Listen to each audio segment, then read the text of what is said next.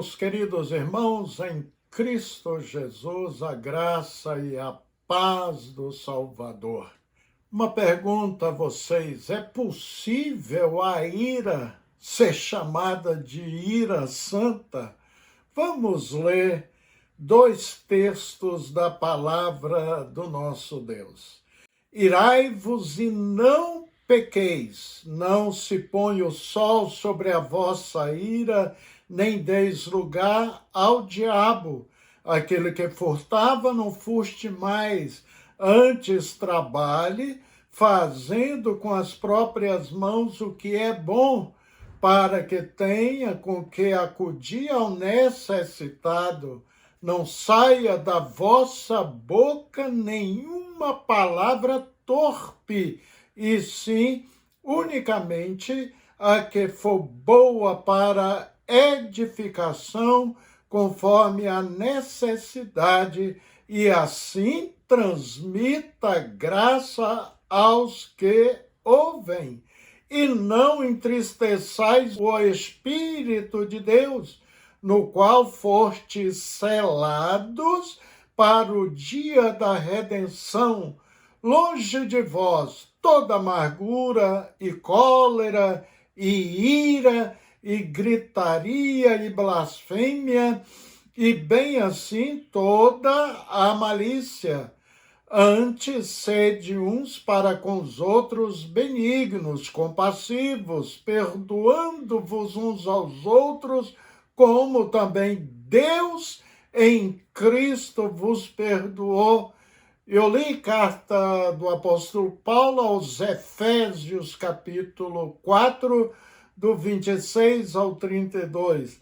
Também lemos estas palavras quase idênticas no versículo 26 do capítulo 4 de Efésios. Observe, irmão, o que disse o salmista no Salmo 4:4. Irai-vos e não pequeis, consultai no travesseiro o coração e sossegai. O que eu falei sobre Efésios 4:26 é porque desejo repetir novamente este pedaço. Irai-vos e não pequeis, não se põe o sol sobre a vossa ira, nem deis lugar ao diabo. Queridos, é possível na vida do cristão se irar e não pecar? Ou existe a ira santa para o crente? Bem, na vida de Jesus Cristo isso foi possível.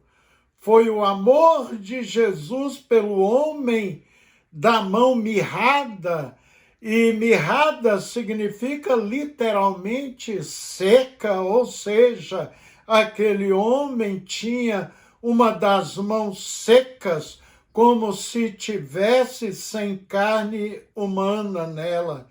E imagine, querido, a angústia do homem. Ele simplesmente era tolhido de sua capacidade para o trabalho. Certamente ele não era um homem produtivo e não podia exercer qualquer tipo de trabalho, especialmente na lavoura, na construção civil. E outra coisa, queridos, a vida daquele homem que a Bíblia diz não era uma vida normal, porque para o judaísmo, qualquer que fosse a enfermidade, era sinal que esta pessoa estava errada, ou tinha feito algo contra Deus, e assim não podia, por exemplo, frequentar a sinagoga, a igreja da época, só porque tinha uma mão seca. Fato é que em Marcos 3, versículo 3, parece indicar que este homem estava no lado de fora da sinagoga, ou num canto da mesma, uma vez que Jesus disse: levanta-te e vem para o meio.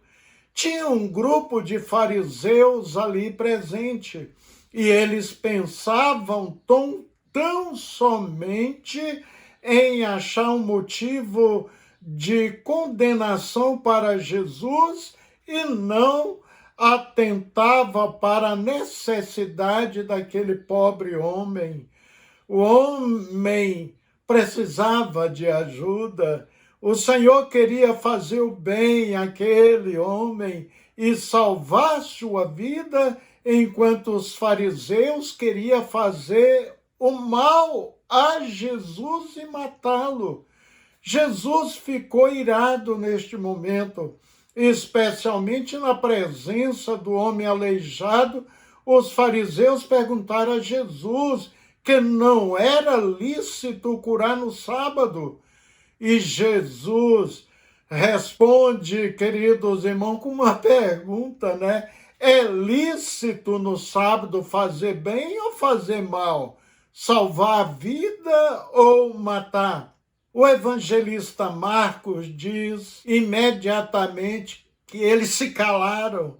Jesus suscitou sua ira contra aqueles que queriam impedir a cura, a libertação. Vamos ler esta passagem bíblica. E partindo dali, chegou à sinagoga deles, e estava ali um homem que tinha uma das mãos mirradas, e eles, para acusarem Jesus, o interrogaram dizendo: é lícito curar aos sábados? E ele lhes disse: qual dentre vós será o homem que, tendo uma ovelha, se no sábado ela cair numa cova, não lançará a mão dela e a levará? Pois quanto mais vale um homem do que uma ovelha? É por consequência lícito fazer bem aos sábados. Então disse aquele homem: estende a mão. E ele a estendeu e ficou sã como a outra. Mateus 12, do 9 ao 13. Provavelmente Jesus estava na sinagoga, queridos irmãos, situado em Cafarnaum, mas Jesus curou aquele homem, restituiu a outra mão totalmente sã a este, independente da posição dos fariseus. Vemos outro exemplo na Bíblia em que Jesus se irou, pois seu amor pelo Pai e o zelo pela casa do Senhor, vendo ali os cambiadores, os mercenários, negociantes que transformavam a casa de oração para todas as nações em covil de salteadores, como lemos em Mateus 21 e João 2, são duas situações de genuína ira, queridos, ou seja, sem pecado. Jesus presenciou ali injustiça, abusos que desonravam a Deus e escravizavam os homens. Em Efésios 4, o apóstolo Paulo admite a possibilidade da ira santa em sua exortação: irai-vos e não pequeis. E a ira só pode ser considerada santa se ela está isenta de egoísmo. Quando nos iramos contra o pecado em nossa própria vida, certamente estaremos experimentando o pecado nos outros também. O salmista escreveu: irai-vos e não pequeis, consultai no travesseiro o coração e sossegai. Salmo 4:4. Sim, queridos, é possível irar-se e não pecar. Mas uma coisa é certa: dado a nossa natureza pecaminosa, é muito mais fácil irar e pecar, não é mesmo? O termo ira, através dos nossos dicionaristas, denota um sentimento de inconformidade, indignação por alguma injustiça ou coisa semelhante.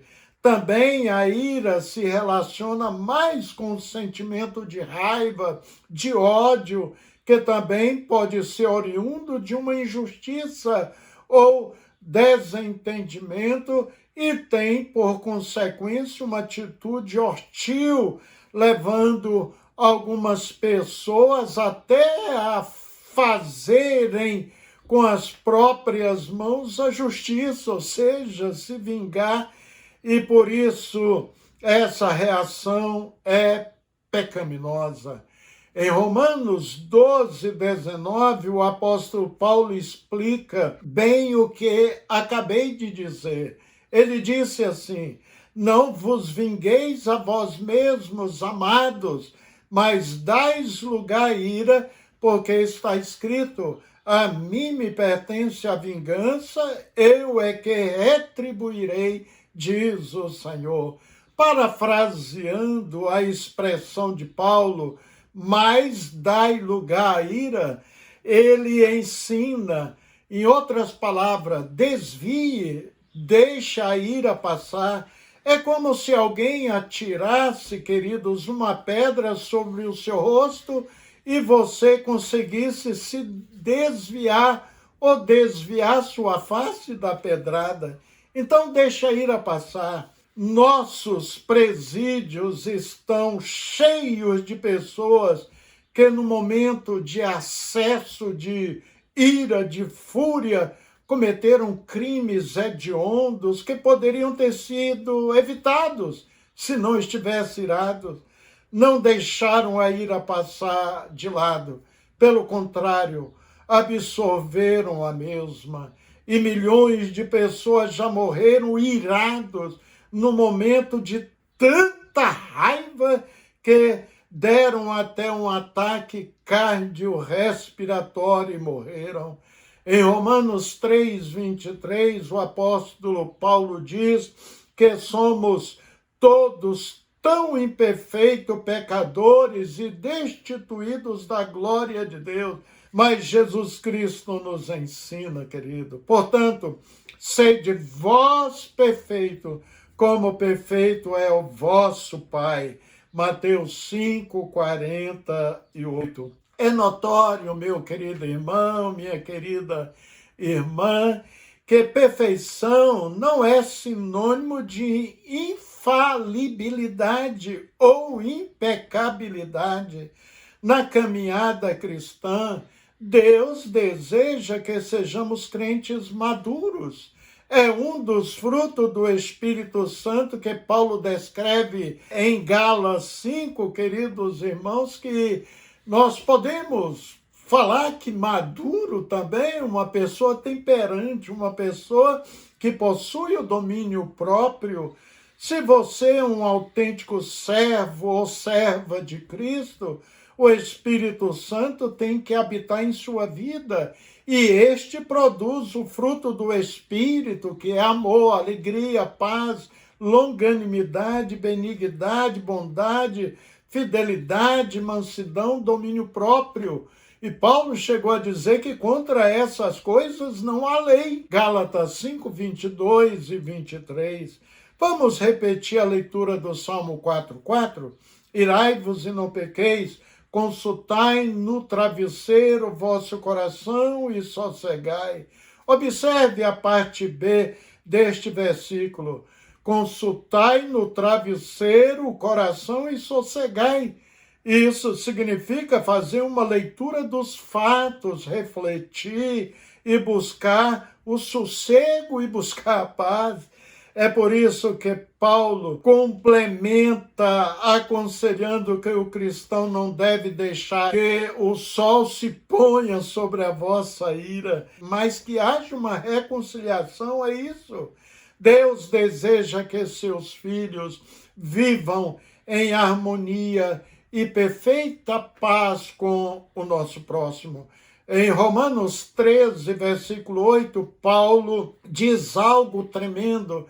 especialmente para nós, os crentes em Cristo Jesus. Observe, a ninguém fiqueis devendo coisa alguma, exceto o amor com que vos ameis uns aos outros, pois que ama o próximo tem cumprido a lei. O apóstolo, ele fala dos frutos do Espírito em Gálatas 5, mas fala também dos vícios das obras da carne nos versos 20 e 21.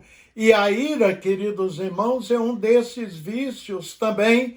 O apóstolo, escrevendo a Timóteo e a todos nós também, ele ensina que devemos orar levantando mãos santas, sem ira e sem contenda. 1 Timóteo 2:8. Como que um crente irado e rancoroso pode levantar as mãos para o céu e fazer uma oração que chega diante do trono de Deus, queridos irmãos? O apóstolo Tiago, em sua epístola, também escreve que devemos ser prontos para ouvir, tardio para falar, tardios para se irar, pois a ira do homem não produz a justiça de Deus. Tiago 1:19-20. Então, queridos, como é muito difícil pela nossa natureza humana ter ira santa, então é melhor evitá-la, deixar a ira seguir o seu curso, passar de lado como uma pedra atirada em nossa direção e conseguimos desviar do impacto. Temos um adversário terrível, o diabo, e ele procurará a todo custo transformar a justa indignação em comportamento pecaminoso. Por exemplo, o ódio e a mágoa, criando assim uma barreira ao perdão. Então, querido, é melhor não darmos lugar à ira. Como citei no início, Jesus irou sem pecar em duas ocasiões justas. Afinal de contas, Deus é amor, isso significa que não há ira, ódio, rancor no Salvador Jesus Cristo. O profeta Isaías, há 750 anos antes de Cristo vir à terra, ele diz que Jesus ele foi oprimido, ele foi afligido, mas não abriu a sua boca. Como um cordeiro mudo e manso foi levado ao matadouro. Assim deve existir tais sentimento em nós também, já que somos filhos da sua bendita graça e amor. Amém? Vamos falar com Deus em oração. Deus de imensa graça, bondade e misericórdia, a Ti, Senhor, a honra e a glória devida. Ajuda-nos, Deus, como servos Teus, a termos uma vida madura, equilibrada, especialmente que o fruto do Espírito, a temperança e o domínio próprio esteja presente em nossas vidas, operando em nós. Livra-nos, ó Deus, do ódio, da ira, do rancor. Senhor, mesmo se padecermos injustiças ou afronta, nos dê graça para usarmos o domínio próprio. O amor tem que abundar em nossas vidas, Deus, superabundar em nós. Portanto, nos ajude que o ódio nunca domine as nossas vidas. Em nome de Jesus. Amém. Queridos, que Deus abençoe o seu lar grandemente. Se você tem apreciado estas mensagens, você encaminha para os seus parentes e amigos, assim você está evangelizando também os seus queridos. Então, ajude a expandir a obra de Deus nas vidas e nos lares. Que Deus nos conceda a graça de estarmos novamente juntos.